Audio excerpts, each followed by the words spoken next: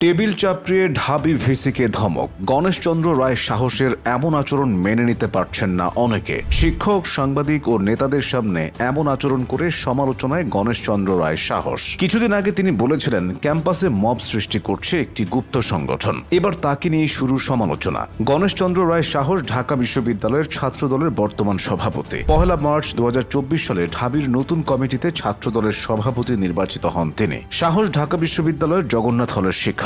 এই হলে ছাত্রদলের সাংগঠনিক কার্যক্রম পরিচালনা ও সমর্থন সবই পেয়েছেন এই ছাত্রদল নেতা। শিক্ষা জীবনে গণেশচন্দ্র রায় সাহস একজন মেধাবী ছাত্র। তিনি ঢাকা বিশ্ববিদ্যালয়ের আন্তর্জাতিক সম্পর্ক বিভাগে পড়াশোনা করছেন। এই বিভাগ থেকে অনার্স ও মাস্টার্সে ফার্স্ট ক্লাস পান তিনি। বর্তমানে একই বিভাগের এমফিল পর্যায়ে পড়াশোনা করছেন ঢাবি ছাত্রদল শাখার এই সভাপতি। তিনি একদিকে যেমন রাজনীতি চালিয়ে যাচ্ছেন, তেমনি অন্যদিকে একাডেমিক জায়গাতেও নিজের অবস্থান সুদৃঢ় করে চলেছেন। নেতৃত্বে আসার পর থেকে গণেশচন্দ্র রায় সাহস নানা আন্দোলন ও সংগঠনে সক্রিয় ভূমিকা রাখছেন। সম্প্রতি ঘটে যাওয়া আলোচিত পারভেজ হত্যাকাণ্ডের বিচার নিয়ে সরব ছিলেন তিনি। এই কর্মসূচিতে তিনি ঘোষণা দিয়েছিলেন বিচার নিশ্চিত না হলে ছাত্রদল আরও কঠোর কর্মসূচি নিতে বাধ্য হবে। এছাড়াও শিক্ষার্থীদের উদ্দেশ্যে বলেছিলেন ছাত্রদল শিক্ষার পরিবেশ নষ্ট করে রাজনীতি করে না। তবে এত কিছুর মাঝেও বারবার সমালোচিত হয়েছেন গণেশচন্দ্র রায়। জুলাই আগস্ট আন্দোলনকে তিনি তথাকথিত আন্দোলন বলেছিলেন, যার কারণে ব্যাপক সমালোচনা ও প্রতিবাদের মুখে পড়েন তিনি।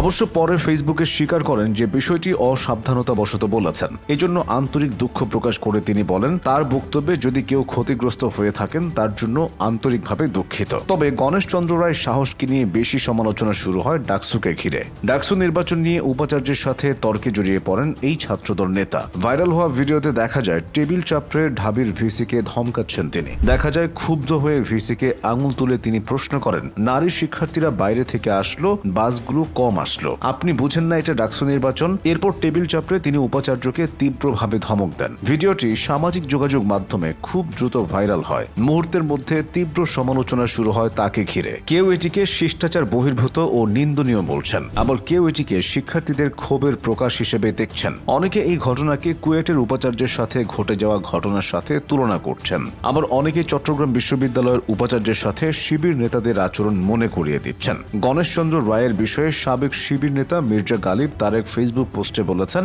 সরি টু সে, বিশ্ববিদ্যালয়ের ভিসির সামনে টেবিল চাপড়াইয়া ক্ষমতা দেখানোর, মাসুল পাওয়ার দেখানোর যে রাজনীতি, এইটা বাংলাদেশে আর চলবে না। আবার এনসিপি নেতা সার্জিস আলম বলেছেন, যে জানে না একজন শিক্ষকের সাথে কিভাবে কথা বলতে হয়, তার ছাত্র নেতা হওয়া তো দূরের কথা, ছাত্র হওয়ারও ন্যূনতম যোগ্যতা নেই। গণেশচন্দ্র রায় সাহসকে নিয়ে এখন এমন সমালোচনা চারদিকে। এছাড়াও একটি মানববন্ধনের সময় গণেশচন্দ্র রায় বৈষম্য বিরোধী সংগঠনকে নিয়ে বলেছিলেন, আজ থেকে আপনাদের ছাত্র আন্দোলন বৈষম্যমুখী হয়ে পড়েছে। তার এই বক্তব্য নিয়েও বিতর্ক সৃষ্টি হয়। তবে এত সমালোচনার মধ্যেও সামাজিক ভালো কাজে প্রায় দেখা যায় তাকে। তিনি কোরআন তেলাওয়াতের প্রতিযোগিতায় অংশ নেওয়া মাদ্রাসার শিক্ষার্থীদের সাথে কখনো বসেন, আবার কখনো ছিন্নমূলদের মুখে অন্ন তুলে দেন। আর আলোচনার সমালোচনার মধ্য দিয়েই গণেশচন্দ্র রায় সাহস সামনের দিকে এগিয়ে যাচ্ছেন।